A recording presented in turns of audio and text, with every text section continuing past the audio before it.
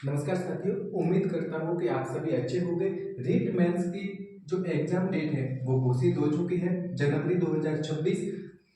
अब ये जो युद्ध है हमारा रीट मेंस का, ये एग्जाम एक युद्ध है और उस युद्ध की तिथि घोषित हो चुकी है। अब हमें उस युद्ध की तैयारी करनी है और उस युद्ध की तैयारी इतनी अच्छे से करनी है कि इस युद्ध में जो विजय है वो हमारी ही हो। इस युद्ध में विजय के अलावा अपन को कोई और दूसरा ऑप्शन रखना ही नहीं है।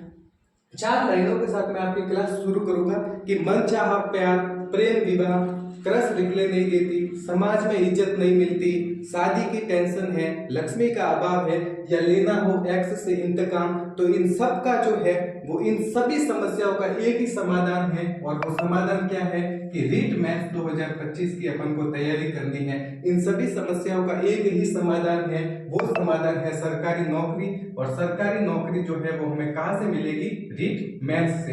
अगर आप किसी दूसरी भर्ती की तैयारी कर रहे हो तो भी बढ़िया है, अपन को बस एक सरकारी नौकरी चाहिए। और जैसे ही एक सरकारी नौकरी अपन के पास आ जाती है, ये सारी की सारी समस्याएं खत्म हो जाती है। चाहे वो मनचाहा प्यार की हो, प्रेम विवाह की हो, क्रस निकले नहीं देती हो, समाज में इज्जत नहीं मिलती हो, शादी की टेंशन है, लक्ष्मी का अभाव है, इन सारी समस्याओं का जो समाधान है वो ये है। और ये अपन को कहां से मिलेगी? रीट मेंस से। तो अब अपन अपनी क्लास शुरू करते हैं। आज की जो रीट मेंस 2025 की तिथियां घोषित हो गई है, जनवरी 2026। आप सभी को शुभकामनाएं उसके लिए। और अभी से जो है वो अपनी तैयारी शुरू कर दीजिए। मैं भी अपनी क्लासेस शुरू कर रहा था, लेकिन आप सब जो है वो अभी होली में बिजी है, कुछ लोग घर पे गए हुए हैं और लगभग बहुत जने हैं जो है वो तैयारी से अभी दूर है। तो होली जैसे ही खत्म हो जाएगी, 13 तारीख को होली है, उसके तुरंत बाद मैं भी अपनी क्लासेस शुरू कर दूंगा।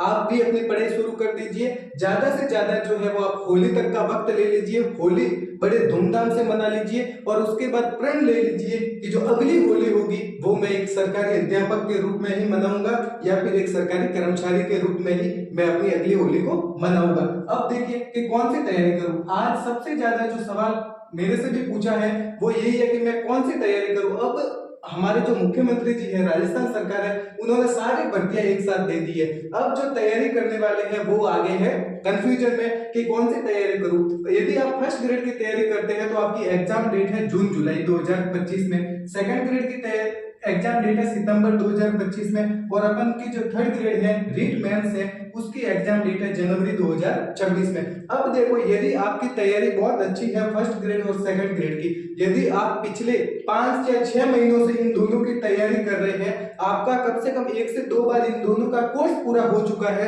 तो फिर आप रीट में मत आइए, आप इनकी ही तैयारी कीजिए। जब तक इनका एग्जाम नहीं होता है तब तक आप रीट की तरफ मत देखिए। यदि आपकी पिछले 5 या 6 महीनों से तैयारी है, आपका कम से कम 1 या 2 बार कोर्स पूरा हो चुका है, तो अब इसकी तैयारी बंद करना जो है वो एक मूर्खता होगी। अपन इसी को लेकर चले। लेकिन यदि आपकी इन कोई खास तैयारी नहीं है फर्स्ट ग्रेड या सेकंड ग्रेड को लेकर, अभी एक बार भी अपना कोर्स पूरा नहीं हुआ है, पिछले महीने या 2 महीने से ही हमने तैयारी शुरू की है, तो फिर आप जो है वो रीट की तरफ अपना रथ मोड़ दीजिए। क्योंकि ये जो एग्जाम है, ये देखिए फर्स्ट ग्रेड जून जुलाई में है, यानी मार्च तो चल ही रहा है, अप्रैल मई और जून 3 महीने रहे हैं, सितंबर है तो इसमें भी 5 से 6 महीने रहे हैं। जो सेकंड ग्रेड का सिलेबस भी विस्तृत है और अपन इन 5 या 6 महीनों में इसको पूरा नहीं कर सकते हैं। और थर्ड ग्रेड की जो डेट है वो जनवरी 2026 है, यानी अपन को थोड़ा टाइम भी मिल रहा है। तो यदि आपकी तैयारी है, लंबी तैयारी है फर्स्ट ग्रेड और सेकंड ग्रेड को लेकर के, पिछले 5 या 6 महीने से आप तैयारी कर रहे हैं,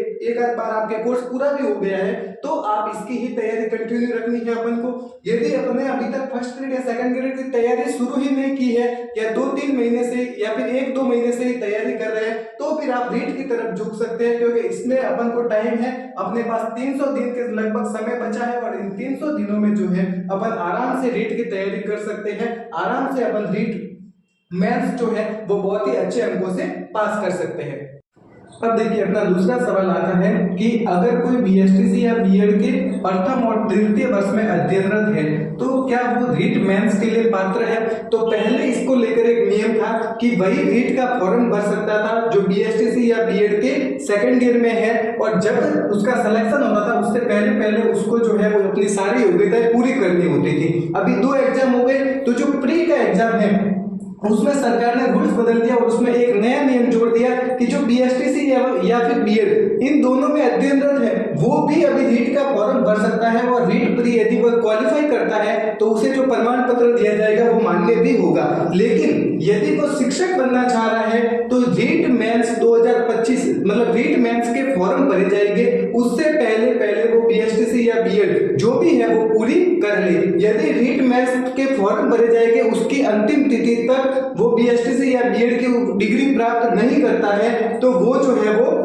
इस रीट मेंस के लिए क्वालिफाइड नहीं है। तो आप समझ गए होंगे, यानी कि जब रीट मेंस के फॉर्म भरे जाएंगे उस फॉर्म भरने की जो अंतिम तिथि होगी उस तिथि तक आपको एसटीसी या बीएड जो है वो पूरी करनी होगी, तभी आप इस एग्जाम के पात्र हैं। तो अभी जो रीट मेंस की डेट आई है वो आई है जनवरी 2026, यानी कि फॉर्म जो है वो अभी नहीं भरे जाएंगे, थोड़े से लेट भरे जाएंगे। तो जो भी बीएसटीसी या बीएड के द्वितीय वर्ष में अध्ययनरत है और उनके एग्जाम हो गए हैं वो तो इस रीट मेंस की जरूर तैयारी करें। आपके पास जो है वो एक सुनहरा मौका है रीट मेंस का। ये बार भर्ती नहीं आती है तो आप तो जो है वो अभी से इस तैयारी में लग जाए, आप यकीनन पक्का रीट मेंस 2025 के लिए पात्र है। अब जो प्रथम ईयर में है तो आप भी जो है वो तैयारी करें, हो सकता है सरकार अपने रूल्स चेंज करे या कुछ भी हो, आपको रीट मेंस के जो फॉर्म भरे जाएंगे उससे पहले एसटीसी या बीएड पूरी अगर आप कर लेते हैं, आपका जो रिजल्ट है वो आ जाता है तो ही आप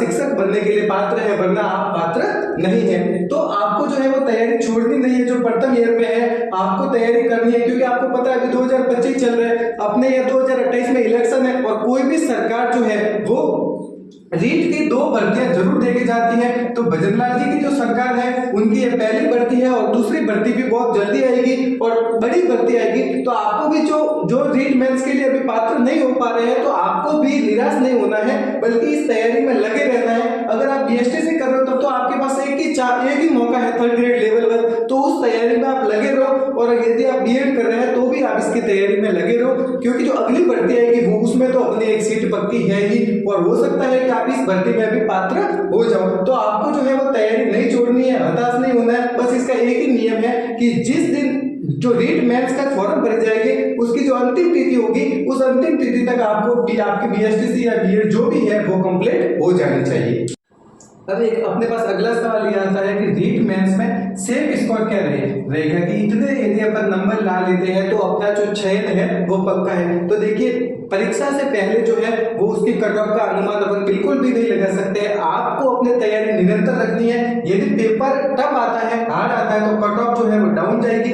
यदि हो सकता है कि जो कट ऑफ है वो पिछली कट ऑफ से भी कम रह जाए, क्योंकि यदि पेपर हार्ड आया तो सीधी सी बात है राजस्थान में जितने लोग एग्जाम दे रहे हैं सबके लिए हार्ड होगा, तो कट ऑफ जो है वो डाउन जाएगी। यदि पेपर हार्ड आता है, यदि पेपर इजी आता है तो कट ऑफ जो है वो ऊपर जाएगी। तो जो कट ऑफ है या जो सेफ स्कोर है वो पूरा का पूरा पेपर पे डिपेंड करता है और पदों पे डिपेंड करता है। तो अभी न तो जो सरकार ने 7000 पद बताए हैं तो वो नीचे थे वो बढ़ेंगे, अब कितने बढ़ते हैं उसके बाद अपन जो है वो कट ऑफ बता सकते हैं और पेपर को देखने के बाद कट ऑफ बता सकते हैं। फिर भी यदि एक मैं मोटा आपको सेफ स्कोर बताऊं तो जो पिछले साल की कट ऑफ है उसके अंदर आप 20 से 25 नंबर ऐड कर लीजिए। यदि आप इतने नंबर लाते हैं और पेपर लेवल का रहता है तो ये एक सेफ स्कोर रहेगा। लेकिन यदि पेपर इजी है तो हो सकता है कि इससे भी बहुत ज्यादा बढ़ जाए, और यदि पेपर हार्ड आया तो हो सकता है कि जो पुरानी कट ऑफ है उससे भी कम रह जाए। तो जो सेफ स्कोर है वो अपन पेपर के बाद ही डिसाइड कर सकते हैं। अभी तो आपको बस तैयारी करनी है और तैयारी ऐसी करनी है कि चाहे 7000 पद ही रहे, मेरा सिलेक्शन पक्का है, मुझे तो इनमें से बस एक पद चाहिए। यदि आप ये सोच के तैयारी करते हैं तो निश्चित ही इन 7000 पदों में भी आपका सिलेक्शन हो जाएगा। तो अभी आपको जो है वो कोई भी वीडियो सर्च नहीं करने हैं या न किसी को पूछना है कि रीट मेंस का सेफ स्कोर क्या रहेगा। अभी आपको रीट मेंस का सेफ स्कोर सही तरीके से कोई भी नहीं बता सकता है। जो सेफ स्कोर है या जो कट ऑफ है वो पूरी की पूरी पेपर पे डिपेंड रहती है। पेपर हार्ड है तो cut of low, paper easy है कट ऑफ ऊपर। तो आपको जो है वो ये ध्यान रखना है और अभी अब केवल और केवल अपना पूरा फोकस रीट की किताबों पे रखना है, उसके सिलेबस पे रखना है। और सिलेबस जो है वो जहां पर आप तैयारी कर रहे हो चिपका दो दीवारों पे और पूरा का पूरा फोकस केवल और केवल उस पे ही रखो। अपनी तैयारी ही अपन को ऐसी करनी है कि अपन को सेफ स्कोर देखने की जरूरत ही नहीं पड़े। परीक्षा देने के बाद पेपर अंदर रख दे और ये सोच ले कि अब मेरा तो जो सिलेक्शन है वो बिल्कुल पक्का है, मुझे बिल्कुल कहीं सेफ स्कोर या कट ऑफ देखने की जरूरत ही नहीं है।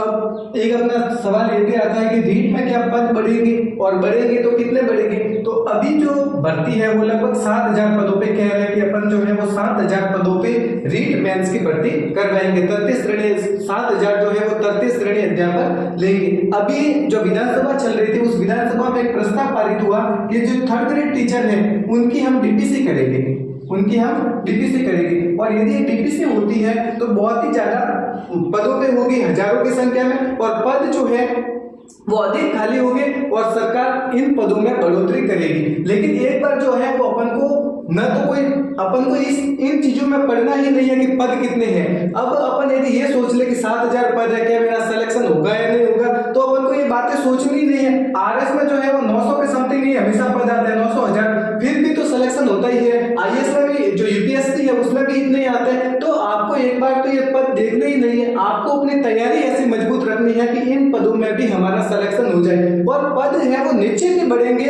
अब कितने बढ़ते हैं वो सरकार के ऊपर डिपेंड है, लेकिन मेरे हिसाब से भर्ती जो है वो 20,000 पदों के समथिंग तो होनी ही चाहिए, क्योंकि अभी रिटायरमेंट भी हो रहे हैं, डीपीसी भी होगी, तो पद अधिक खाली होंगे। और जो अभी हमारी सरकार है वो युवाओं को रोजगार देने के मामले में बहुत ही संवेदनशील है, तो ये पद जो है वो आपके बढ़ेंगे, जरूर बढ़ेंगे, पर अभी आपको इस पर ध्यान ही नहीं देना है कि कितने पद है, कितने बढ़ेंगे। अभी जो है वो आपको केवल और केवल अपनी तैयारी पे ध्यान देना है ताकि आप तैयारी अच्छी कर सको। यदि अभी आप नेगेटिव लोगों की बातों में आ गए कि 7,000 ही पद है, क्या सिलेक्शन होगा, क्या ये होगा, तो आप जो है वो डिमोटिवेट हो जाओगे और धीरे जो टाइम है, जो अंतिम जो 300 दिन है ये निकल जाएंगे, और जैसे ही निकलेंगे फिर यदि पद बढ़ भी गए तो आप ऐसी अच्छी तैयारी नहीं कर पाओगे। तो आपको तो बस केवल अपनी तैयारी पे ध्यान देना है। अब पद बढ़ाना नहीं बढ़ाना ये सरकार का काम है, और सरकार जो है वो भी युवाओं को लेकर संवेदनशील है, युवाओं को रोजगार देने के लिए प्रयासरत है, तो सरकार जो है वो जरूर अपने पक्ष में काम करेगी। तो मैं उम्मीद करता हूं कि आपको जो है वो मेरा ये वीडियो अच्छा लगा होगा। इसके अलावा भी यदि आपके कोई सवाल है तो आप मुझे कमेंट कर दीजिए, मैं उन सवालों के जो जवाब है वो अगला जो भी वीडियो बनाऊंगा उसमें उन सवालों के जवाब जरूर दूंगा। धन्यवाद।